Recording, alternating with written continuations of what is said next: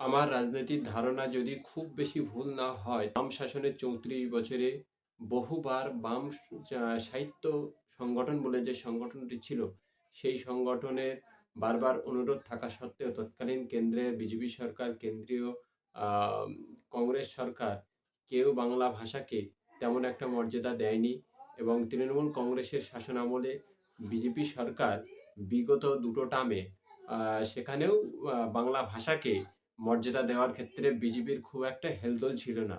কিন্তু সদ্য সমাপ্ত ২০২৪ সালের লোকসভা নির্বাচনে বিজেপির যেখানে ফল খারাপ হয়েছে, ঠিক সেই সময়ে বাংলা থেকে কিছু আসন পাওয়ার উদ্দেশ্যে বাংলা ভাষাকে মর্যাদা দিয়েছে এবং বিজেপির নেতারা সেটাকে ক্রেডিট নিতে চাইছে। আসলে বাংলা ভাষার মর্যাদা বাঙালি জোর করে আদায় করতে পেরেছে। এর বিকল্প আর কিছু নয়। সে মমতা ব্যানার্জি হোক, বুদ্ধবাবু হোক, জ্যোতিবাবু হোক, সকলেই চেষ্টা করেছে।